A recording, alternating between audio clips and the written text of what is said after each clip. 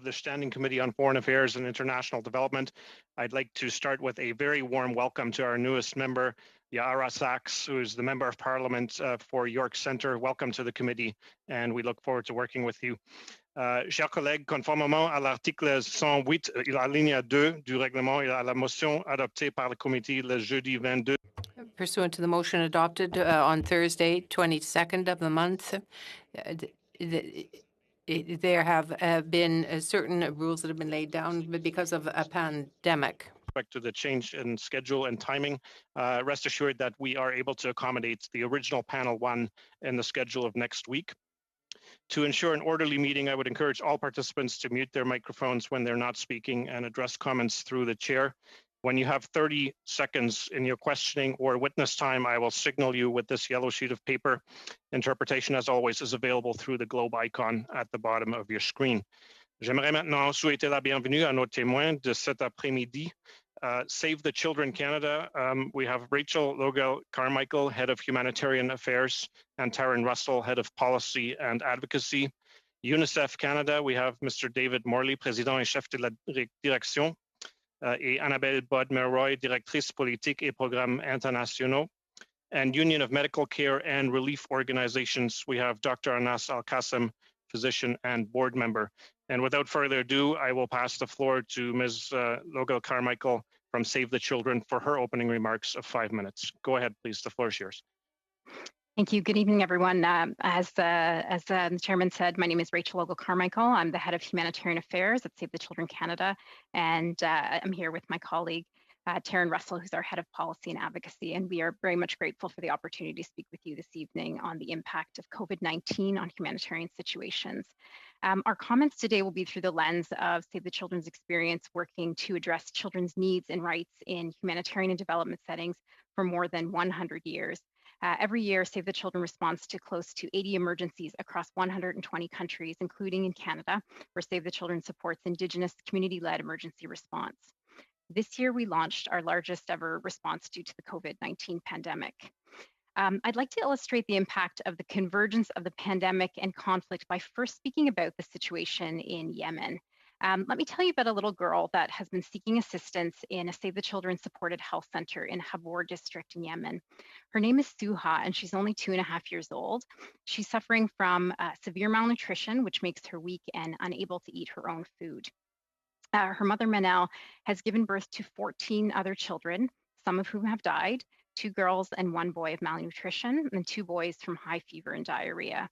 The impact of the war and pandemic caused her to struggle to feed her family because of loss of household income, combined with the increased price of food, water, and basic items related to high transport costs due to border closures.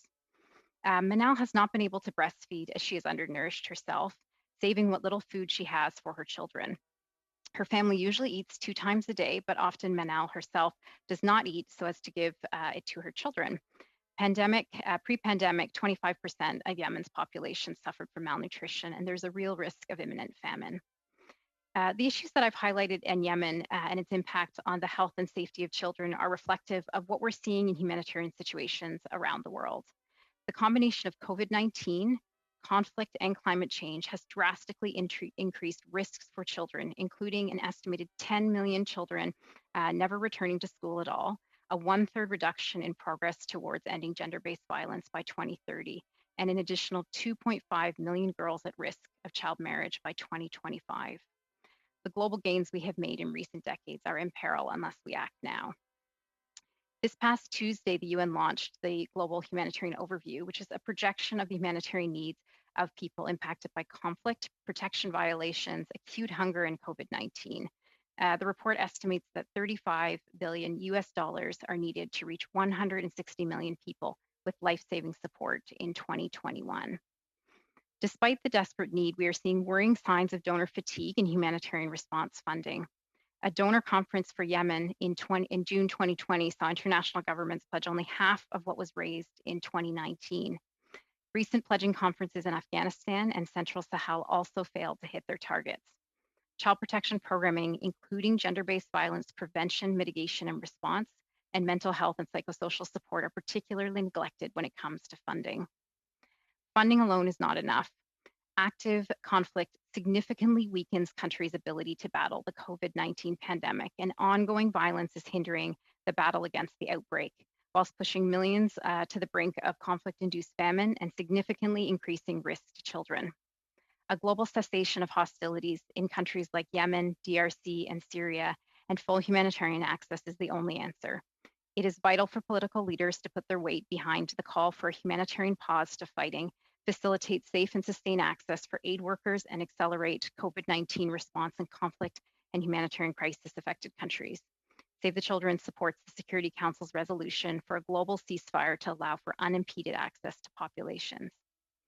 The COVID-19 pandemic has brought on a children's rights crisis, and we recommend that Canada place the needs of children, and particularly those who are most marginalized, including girls, children with disabilities, and children affected or displaced by humanitarian crises, at the center of its global COVID response. Here are 3 recommendations. Firstly, Canada's humanitarian response should be scaled up, timely, flexible, and targeted to where it's needed most. Secondly, Canada should prioritize urgently needed support to neglected response areas of child protection, gender-based violence prevention, mitigation, and response and education. This includes mental health, psychosocial support, sexual reproductive health services, and information for child survivors of violence. And finally, Canada should support calls for a global ceasefire and renewed assurance that aid workers have unimpeded and safe access to people in need of support. Thank you for your time today. Thank you very much, Ms. Logo-Carmichael. The floor goes now to UNICEF Canada, the team led by David Morley. Please, the floor is yours for 5 minutes, sir. Thank you very much, Mr. Chair. And thank you for having me and my colleague, Annie Bodmer-Roy, here today. UNICEF is the world's largest humanitarian organization for children. We work in 190 countries to help children survive and thrive. Today, UNICEF released our Humanitarian Action for Children, and it's a comprehensive overview of children's humanitarian needs and a costed plan to respond to those needs. The findings are alarming. 532 million children will need humanitarian assistance in 2021. Some areas of highest need include Syria, where 16 million people require humanitarian assistance, Yemen, as Rachel said, where 80% of the population relies on humanitarian aid, Sub-Saharan Africa, where children face a deadly combination of malnutrition, conflict and displacement, climate shocks, and disasters. This includes more than 11 million children in the DRC, 7 million children in the Central Sahel, and many more. And close to 20 million people have been hurt by the crisis in Venezuela, and they also require humanitarian aid. And in all of these existing humanitarian crises, COVID-19 has just made things worse. Lockdown measures are hampering our life-saving efforts. Immunization campaigns, screening and treatment of malnutrition, safe water and child protection services have all been affected by the pandemic. So we must respond to the pandemic itself. Our response covers 3 strategic priorities. First, reducing coronavirus transmission and mortality. Secondly, supporting the continuity of life-saving services. And thirdly, supporting the Access to COVID-19 Tools Accelerator, it's known as the ACT Accelerator, and the COVAX facility.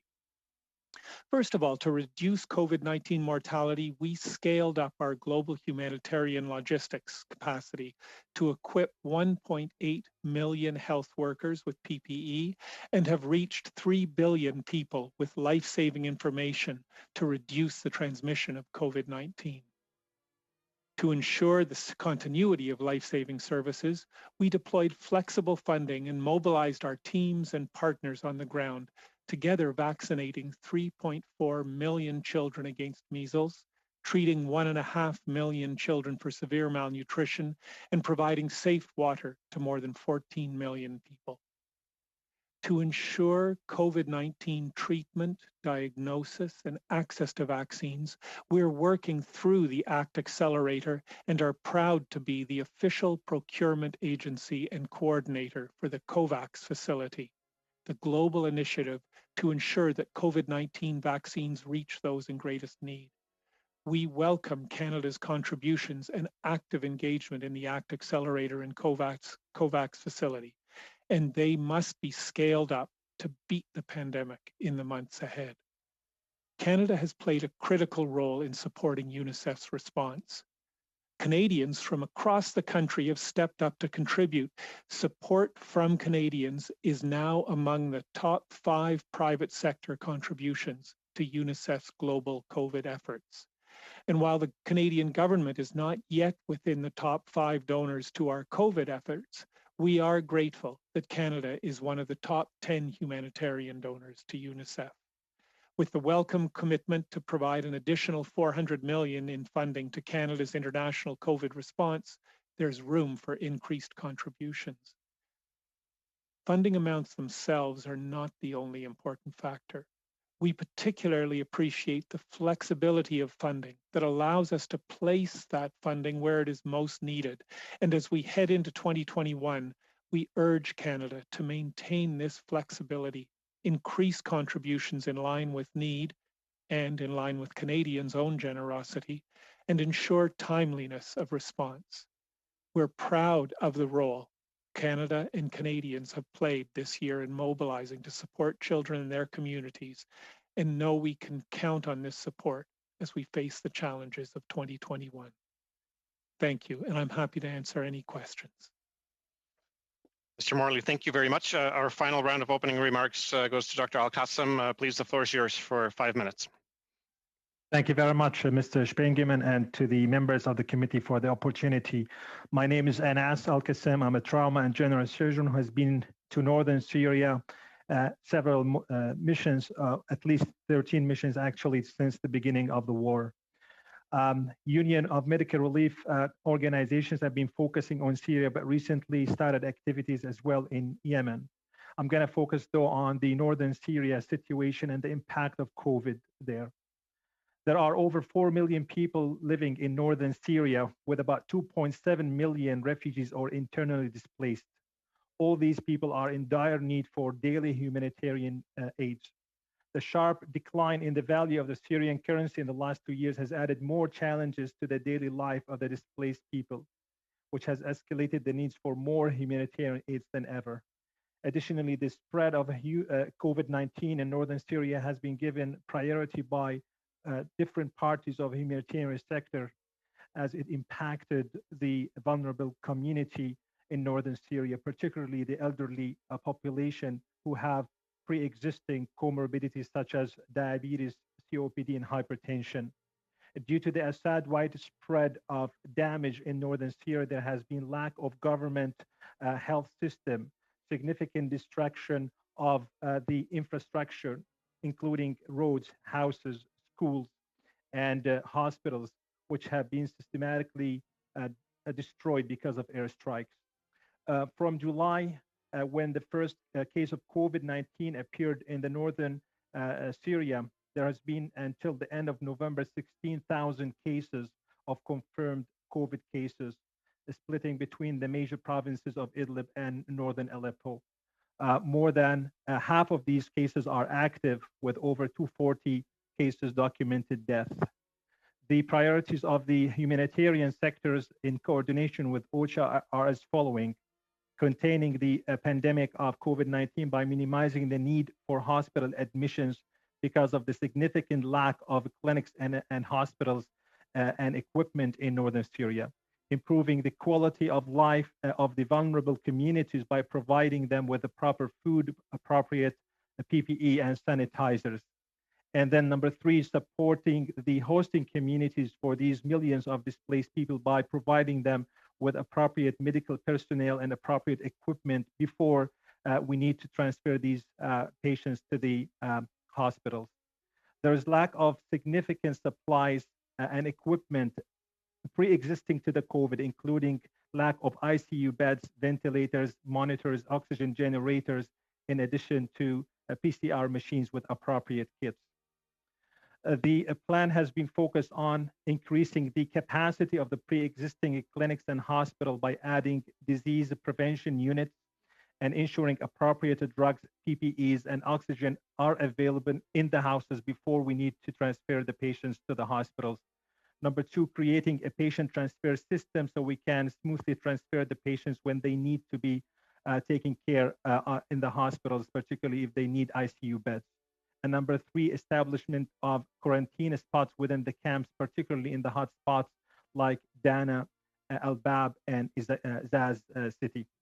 Again, thank you very much for giving me this opportunity, and certainly I concur my colleagues from Save the Children and UNICEF in the recommendations to Canada. Thank you.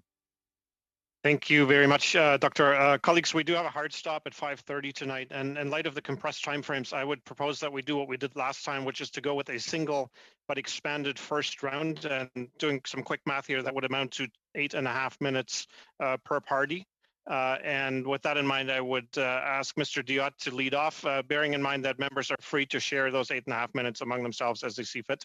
Mr. Diot, the floor is yours.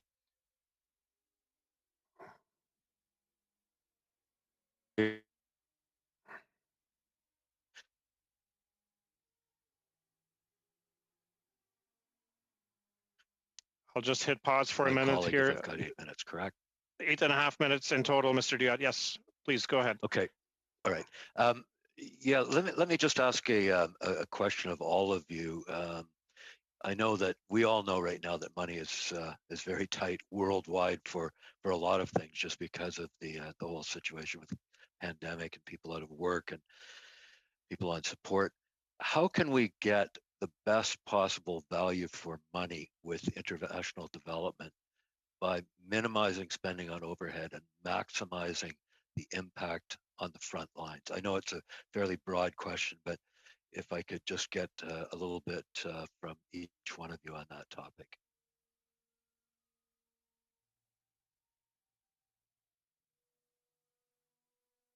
We just, if we're jumping in, I think one of the most, if we're talking about development, it's engaging local governments and local communities. And that makes a profound difference. You know, a few years ago, the government of India stopped relying on foreign aid to buy vaccines, for example. And you think right there is 1/7 of the world population. We didn't have to be buying the vaccines for them anymore. So it's supporting those efforts of local governments and local communities as they focus in on their needs. Over. Maybe Next.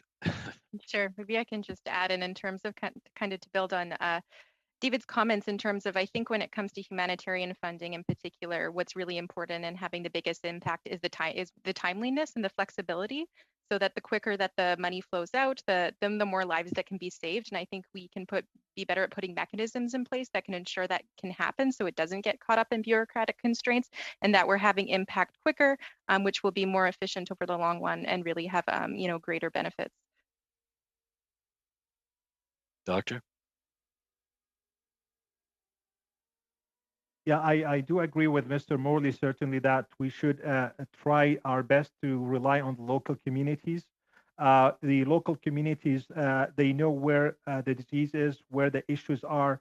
And so if we identify local charities and try to support them directly, probably we don't need lots of money because they are doing the activities, they are providing the patients with the care, but they're probably missing a little bit of expertise, training, or equipment, and they can get that with not much of money, particularly when it comes to the COVID prevention, screening, and management before the cases need sophisticated care in the hospital. Excellent. Dr. Morley, I was kind of, and just before I do this, actually, I'm going to split. When I get to 4 minutes, I'll just turn it over to my colleague, Marty Morantz, if that's okay, Mr. Chair. Absolutely. Yes, Mr. Diot. Okay. Mr. Morley, you had mentioned that lockdown measures are hampering relief efforts. That's kind of interesting. Can you elaborate a little bit on that? The global lockdown, for instance, if we're trying to get PPE into different countries, we were able to get almost 2 million the health workers supported. But the lockdown, which stopped a lot of movement between countries, and that had a terrible effect. The biggest effect and the biggest suffering, I think that and at UNICEF we feel that children have suffered has been the lockdown of schools and the shutting of schools. That has had a terrible impact on children's mental health and also on their protection and safety, as well, of course, as on their education. So that has had, and all that we have to do with social distancing, what we do here in Canada, but we have more resources to be able to deal with it. It's been hard enough for us if you're in Burkina Faso, if you're in Kenya, Tanzania, it's much harder. Over. Interesting. If I could just add as well. Go ahead, absolutely. Thank you. I think that the various types of impacts from lockdowns, so the containment measures, the arbitrary restrictions on movement, it also means that there's a lack of available information, so that not everyone is accessing the life-saving services in an equal way. And so this is really having an impact, not just on organizations that are reaching people, but that people who have humanitarian needs reaching information, understanding, where there's an availability of services, what the newest information that is required to understand about COVID-19. And so, we see in particular vulnerable families when this, lack of information is there, then that creates these additional risks to that existing vulnerability. So the issue of lockdown and all the various facets is very complex in the ways that we're seeing it impacting how people are accessing aid and how aid actors are also accessing people. Excellent. I'll turn that over to Marty Morantz now. Thank you, Carrie, and thank you, Mr. Chair.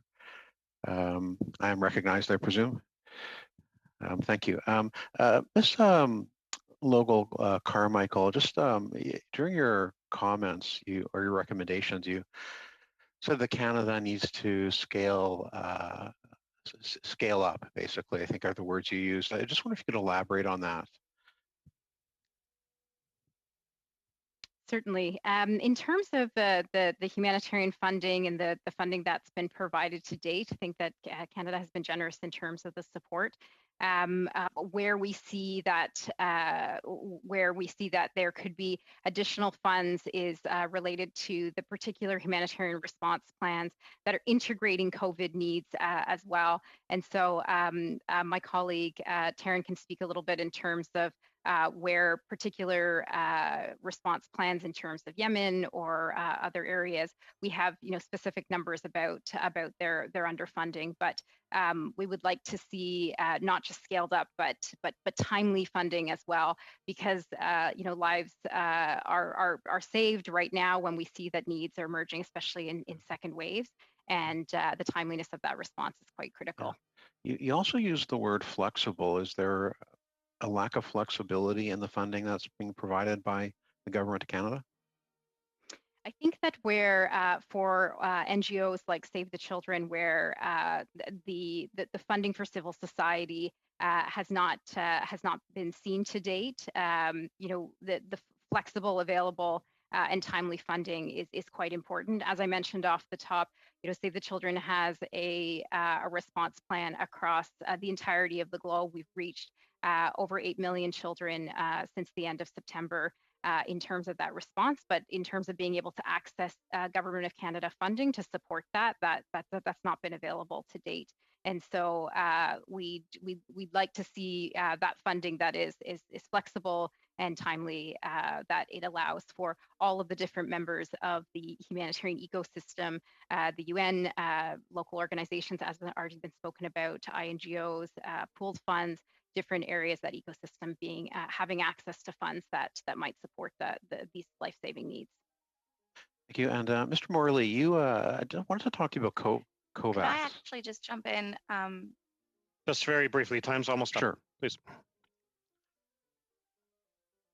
Ms. Bodmer-Roy?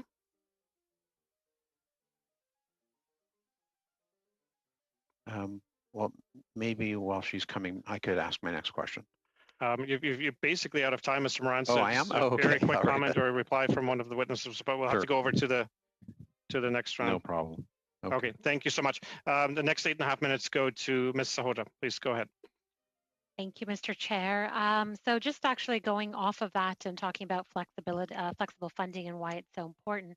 I'm sorry to, I guess, hear what Ms. Carmichael is saying. I'll ask Mr. Morley something along that lines as well. You've highlighted that Canada's contributions to UNICEF COVID-19, the humanitarian response has been welcome, both in terms of the funding amount and the flexibility of how the funding is used. Could you provide more detail on how Canada has contributed and why this flexibility of funding is so important? So what are the reasons that we need that? Having a flexibility of funding is really important because it allows the people who are in the field and who are closest to those humanitarian needs to make the decisions so that it's not made far away in capitals or whatever. I know that my colleague, that Annie, you can add some more details to this than I can. Over. Yes, apologies. I had a slight internet issue for a second. So just to say, yeah, the funding that Canada has provided to UNICEF's humanitarian response to COVID has actually been particularly flexible compared to other donors. Unfortunately, what we're seeing is that many humanitarian donors are increasingly tightly earmarking their funds, so restricting where that funding goes within humanitarian response. And Canada is actually one government that's demonstrated very strong commitment to good donor humanitarian principles in that regard. So just to give a couple of illustrations of actually where Canadian funding has made a difference and Canadian flexibility in funding has made a difference. I've spoken, for example, to our teams in Côte d'Ivoire who were very proud to tell me that due to Canadian funding and the flexibility that was provided, the team in Côte d'Ivoire was able to, when schools closed down because of lockdown in that country, that we were able to reorient our education program and design and launch in 2 weeks the country's first ever national education program delivered through radio. So that's just one example. In the Middle East, there was a top-up of funding for the Syrian refugee response, and that was also flexible. And actually, in fact, across the Middle East, the flexibility funding allowed us, for example, in Jordan, to respond to larger COVID outbreaks and equipping the Ministry of Health with 40 ventilators for both pediatric and adult use. And in Lebanon, establishing a risk communications network across all Lebanese municipalities. So that would be working directly with frontline workers, non-health service providers, health educators, representatives of the private sector, really across the country, as well as youth groups, to train them on how to prevent COVID and support their communities on how to mitigate risk. Those are just two examples, but this flexibility from Canada really allowed us to determine at global level which countries were most in need of support. So when there were gaps geographically, but also where there were gaps thematically. And so, for example, there are often life-saving areas that are considered more eligible for humanitarian assistance. Often things like health, nutrition, water, and sanitation. At times, areas like protection, mentioned by Save the Children, in particular gender-based violence, tend to be underfunded in humanitarian response. And so having flexibility of funding from a country like Canada allows us to target those areas that tend to be underfunded. Thank you. To UNICEF as well, and either of you can answer. We also heard from some witnesses during the last meeting that humanitarians are having difficulties accessing those that need their assistance during the pandemic. So could you please speak to your experience and let us know whether Canadian officials have offered any type of assistance with advocating for your teams to have this access for people in need? I know right now that getting access most recently to the refugees who've been fleeing Tigray across into Sudan We've been able to get access, but it's very hard because it's very remote. It's it takes a few days to be able to reach where some of our colleagues have been reaching. And then the measures that we have to take once we're there with social distancing and the mask, all of that makes it harder. I'm not aware, but I'm not I'm not aware of what some of our officials close by have been doing to help or not to help. But I do know, as Annie mentioned, that in general the responsiveness of the Canadian government is very much appreciated. We carry weight as a country that I think sometimes we don't realize because we always just look to the south of the border. Right. Okay. I Well, just, yeah, go ahead. sorry, just to add to that, I know that our country offices are constantly in communication with the Canadian missions in the different countries. And one of the areas that's been particularly appreciated is top-up funding. So, when needs have increased in different areas, we've been able to access top-up funding through the missions and also using that flexibility to adapt our programming to be able to access people. So whether that's been adapting the way that we program, or continuing to program in certain thematic areas or in certain geographies. I know, for example, in Latin America, with support from Canada, we've been able to continue our vaccination campaigns on polio. And that's been able to ensure that children still have access to this form of protection from deadly disease. So that flexibility and that top-up funding, which has been the result of regular communication and availability of the Canadian missions, has been deeply appreciated. Thank you for that. I'm going to pass my next little less than 3 minutes over to my colleague, Mr. Fonseca. Thank you, Ruby, and thank you, Mr. Chair, and to our witnesses. Mr. Morley, UNICEF talks about a 6-point plan in terms for coordination and prevention. Can you just run us through quickly those 6 points and what would that do in terms of avoiding, this COVID-19 crisis?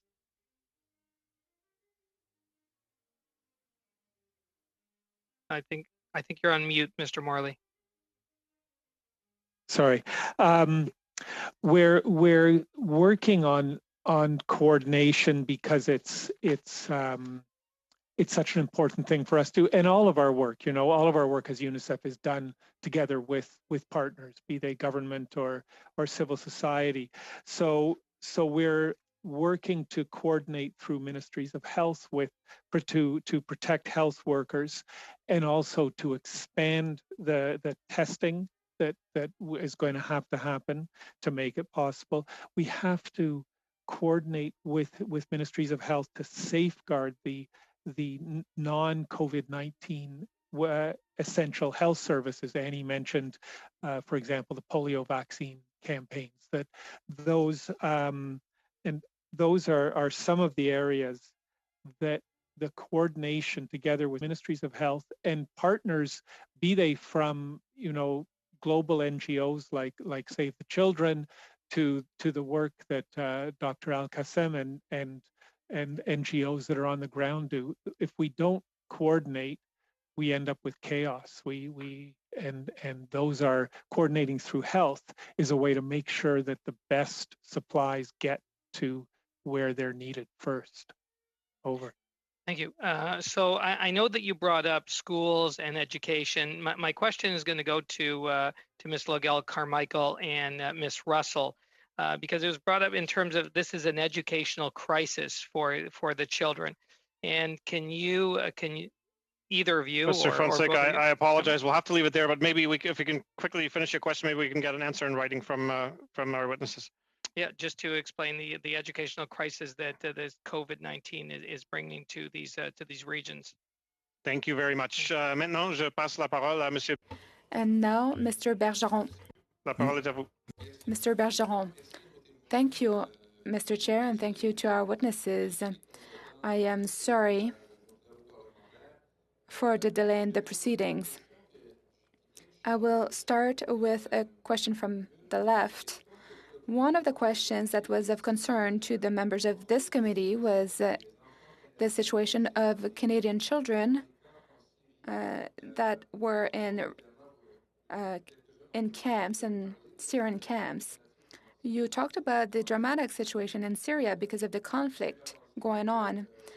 I like to think that if we can take out Canadian children, at least we'll have a few more children who will not have to live under such terrible conditions. The Canadian government says that what prevents it from acting is the absence of a mission, the lack of representation on the ground, whereas other Western states have been able to bring back their children from Syria, being faced with the same constraints. So perhaps the Canadian government, who was able to bring back one child from Syria and who could do the same for other children, we said that perhaps Canada could go through NGOs that are present on the ground. Is that an option, a viable option, in your opinion?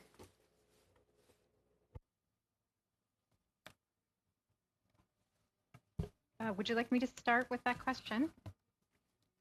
It's up to you.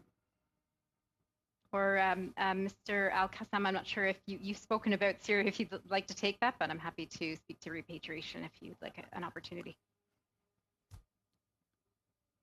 Yeah, no, thank you, Mrs. Carmichael. I certainly agree, and I want to reemphasize that we can rely on the local communities and the local humanitarian organizations, particularly when there's no government activities. Like I gave the example of northern Syria, because not only the government does not exist, the government led to the destruction of northern Syria with all the infrastructure, including the education, schools, and hospitals. And I think the Canadian government has to find partners of the local communities and the local humanitarian groups that it trusts in order to deliver the care and deliver the supplies to the areas of need. Thank you. And I'm happy to this issue of repatriation as well. As Dr. Al-Qassam had said, there's a very concerning situation of COVID-19 cases within Syria, and in particular in northeast Syria, we're seeing really concerning numbers, and how the war and these cases are impacting Syrian children, as well as the 25 children that are residing in northeast Syria as well. So, you know, with this large group of children that are there, we were very happy to see the Canadian government take steps to bring back the Canadian child trapped in northeast Syria. We're proud as Save the Children to have cared for that child in the camp for approximately 10 months, and to support the Canadian government to bring that child home. However, this is a role of governments. Governments need to ensure that you know, the care of their citizens, that they are able to facilitate the process. NGOs and local organizations, as you've asked, cannot move children across borders, or we veer into the space of trafficking. So it's very important that the many stakeholders that can be involved with this, including organizations that are taking care of these children, are involved. But it's important that the Canadian government just develops steps and processes, as they have for the child that was repatriated last month, to ensure that they're bringing their citizens home, because these children have lived through horrific incidents, and really, you know, the war and now COVID are very much impacting them, and it's important that they are brought home to Canada. I might just add quickly that 90% of the foreign children that are in that situation are under the age of 12, and approximately 50% are under the age of 5. So these are children, as Ms. Carmichael said, that who are incredibly vulnerable in the sense of what they have already had to live through. Also, because many of them have been separated from members of their family. In the context of Canada, there are, you know, as in the child that was already repatriated, there are Canadian family members who are willing and able to take care of these children. And it's really the duty of Canada as a signatory to the Convention on the Rights of the Child to both repatriate the children who are citizens and take steps to prevent these children from becoming stateless. In the context of COVID, there really is a renewed sense of urgency for governments to safely repatriate foreign children before it's too late, so they can receive the care that they need and be safe from even further violence and abuse and the threat of disease. Monsieur Morley, voulez-vous ajouter? Do you want to add something, Mr. Morley? No? Okay. Well, I just simply like to point out that the Minister of International Development said to this committee that $1 billion had been set aside to date for supplementary international aid in the context of COVID-19. Particularly because of that, international aid from Canada is some $5 billion. The contributions to the UN are part of the $5 billion. And I think that we should also bear in mind that the government of Canada, with the economic statement just recently, has set aside $400 billion, which represents 3 times the expenditures that are normally made by the federal government. This is for regular aid, but also for COVID-19. So what we have seen is this. We've heard reports that the crisis has led to a heightened vulnerability amongst the populations that are easily exploited, for example, children. And with the impact of the vaccination against other contagious diseases, how are we going to deal with what is happening on the ground there? This is the biggest funding campaign in history to distribute this this vaccine, but we don't have all the money we need.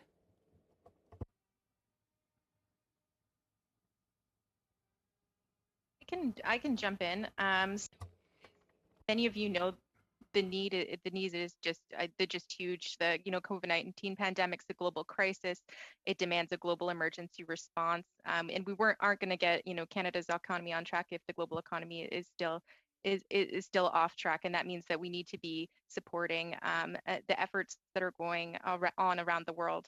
So civil society in Canada, including Save the Children, what we've been pushing for is Canada to spend at least 1% of what it's spending on its COVID-19 response to global efforts, and that would include efforts to direct funds to kind of direct COVID response, so things like diagnostics, therapeutics, and treatments, and the ACT-A accelerator, but also to deal with the real secondary impacts, including humanitarian and development financing.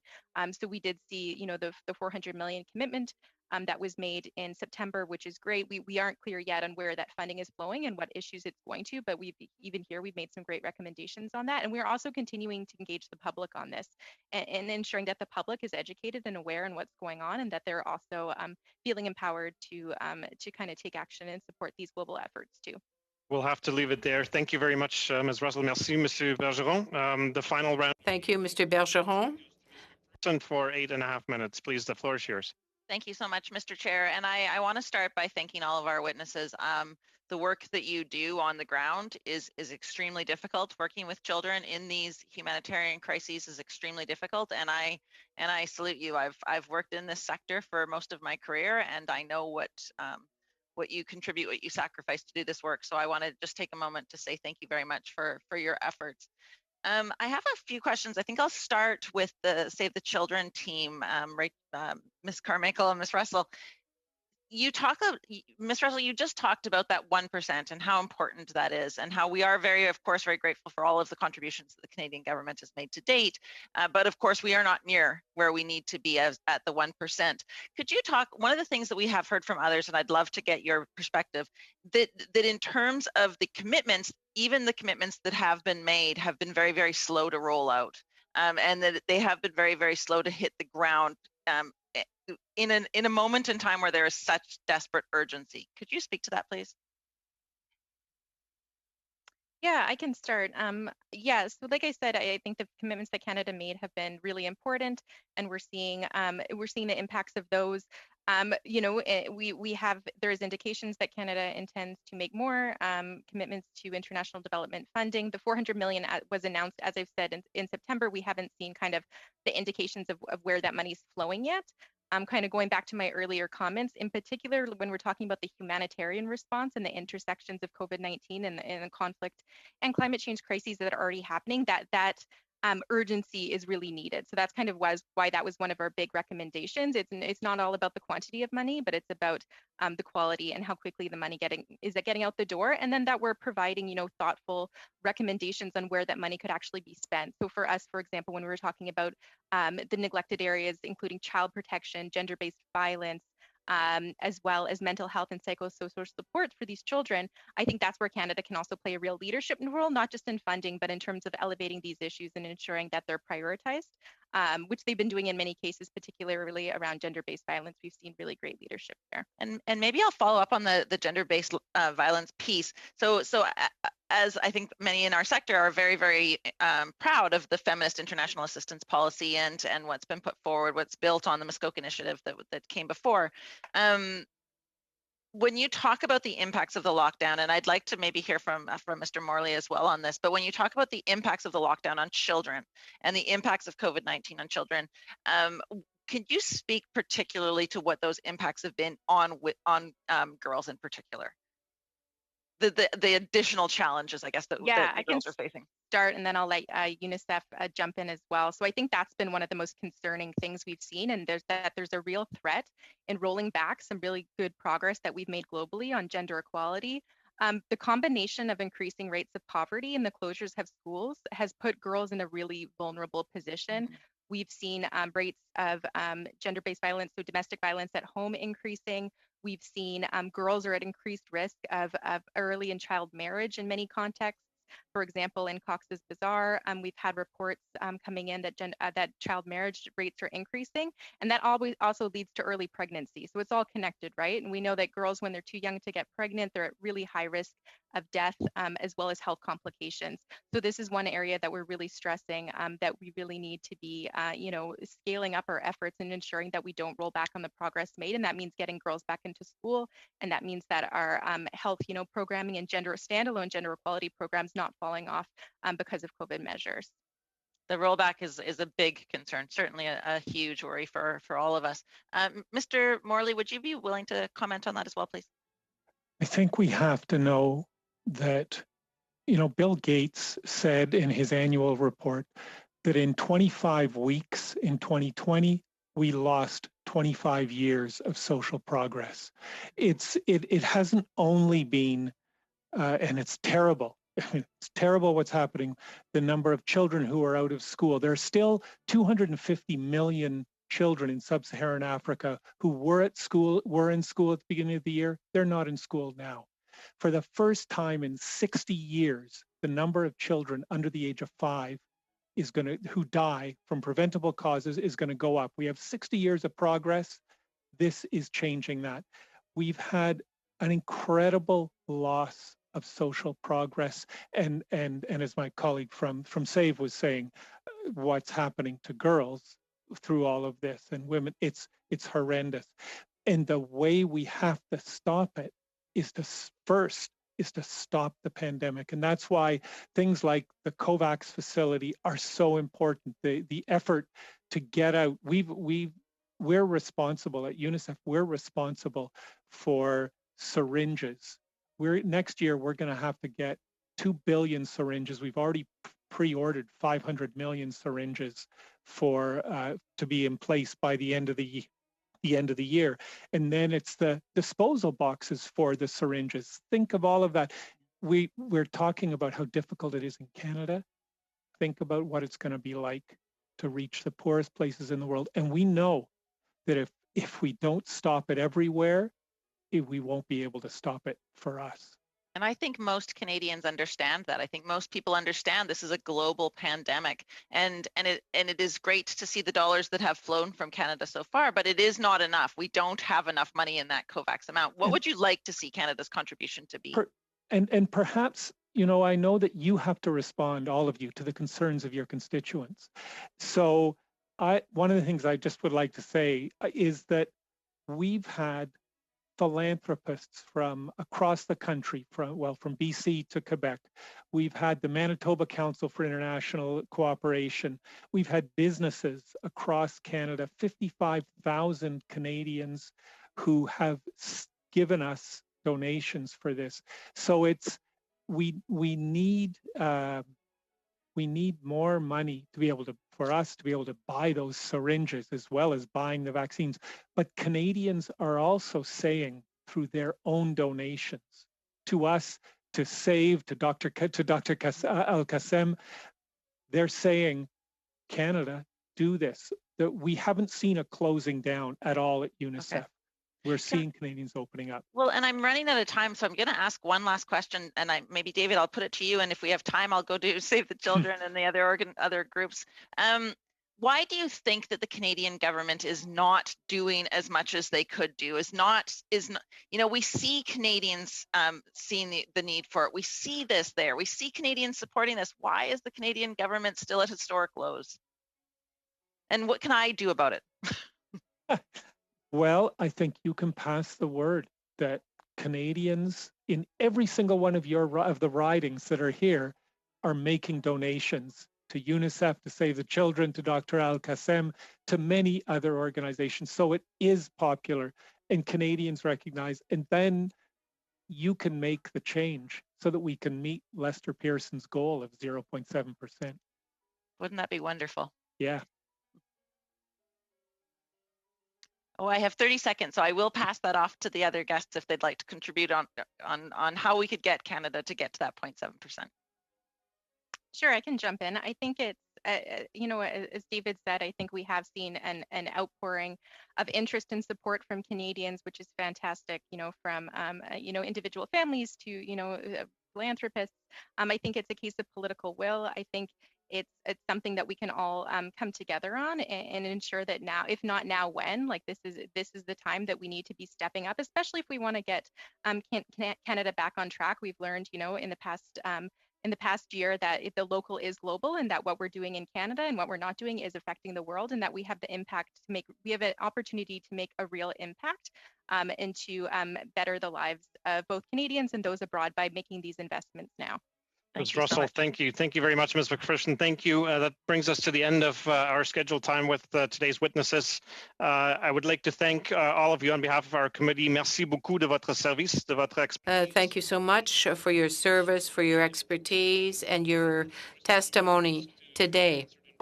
From Mr. Fonseca, we'll get that to you for those who are inclined to provide us with an answer that would be helpful. But thank you very much, and that brings us to our close tonight, and we will stand adjourned until our next meeting. Have a good weekend, everybody. Merci beaucoup.